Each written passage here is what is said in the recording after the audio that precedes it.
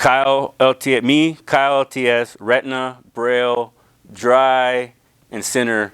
And there might have been some other cats that helped out with filling and stuff, but that's who I remember was there when I was painting and shit. And we all worked on the scheme. Braille did a lot of the shit, Center and Retina, and I did a lot of the filling, and then I did a robot on the side and shit. So that was the LTS production back in the days and shit.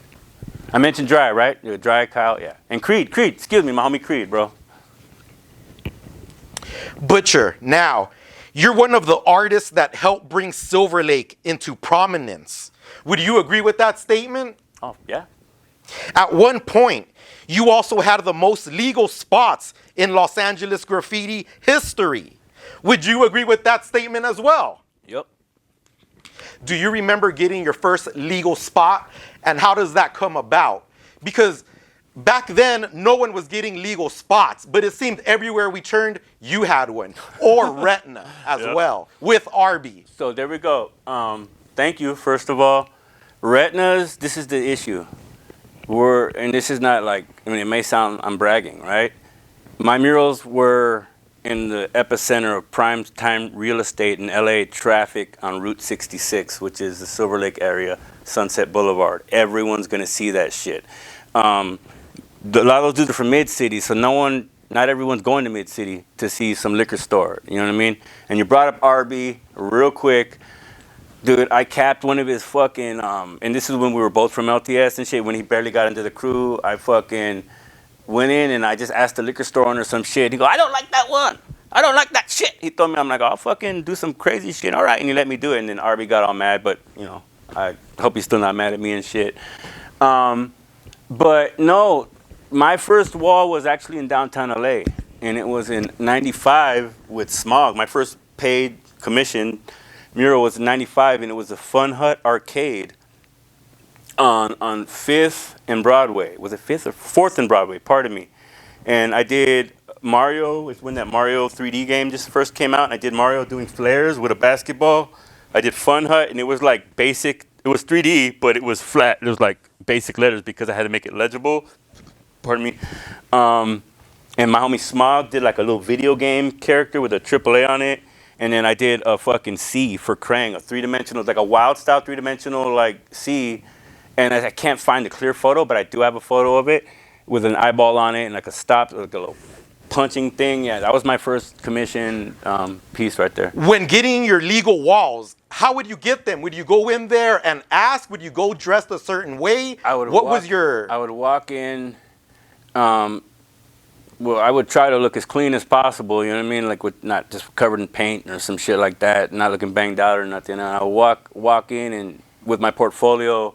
And the funny thing is, I don't even remember how I got that gig. I don't remember if someone referred me to them, but my normal way of getting murals was coming in with my portfolio and offering them a trade, a barter for services, and saying that this will help graffiti and vandals not vandalize their shit.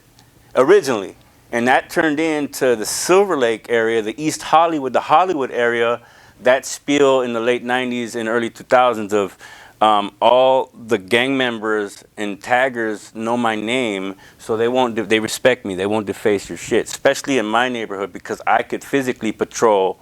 It's like this, I'll tell you, like for the first time Deuce painted with me, he painted, it was about 20 years ago, and Deuce is the type that will show up when I'm not there. He'll be up there at 5 in the morning, bro. He started painting the Hoover and Santa Monica wall. And he tells the homie, oh, fuck that shit. I'm like, what happened? He goes, some gangbanger pulled up and said, hey, you know Butcher Holmes? With his baby in the car seat and shit, and banged on him. And he goes, yeah, homie, that's the homie. He goes, all right, cool. Homie dipped out. And that's how I got it, you know what I mean? From freeway to freeway, Vermont to Silver Lake, and that's where you see the concentration of my work because of that reason. I used to have one down the street over here on the one on Vine in Santa Monica. That was the same deal. That was a barter. I came in with my portfolio. I literally went to 2 different business owners. I went to Ovi at the Army Surplus. I'm like, hey, big dog, I'll trade some gear and, you know, a little bit of cash, and I'll rock your whole shit, bro, blah, blah, blah. He's like, oh, fuck yeah. He was down. He says, I just want you to, but it was a commission. He paid me because he wanted tanks and shit. I'm like pro-Army and shit, but that's what he wanted, and I did a Butcher.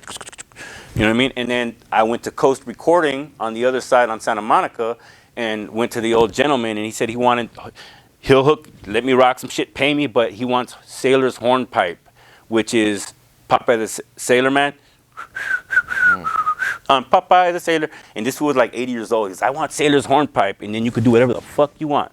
So it was cool. I did that music note thing on top. I don't know if you've seen that one back in the days. And then I got to do whatever I want right there. So it was cool because I actually got a full corner street wall right there. And that's what I would do. I would offer my services and tell them that it'll stop graffiti from going on your walls.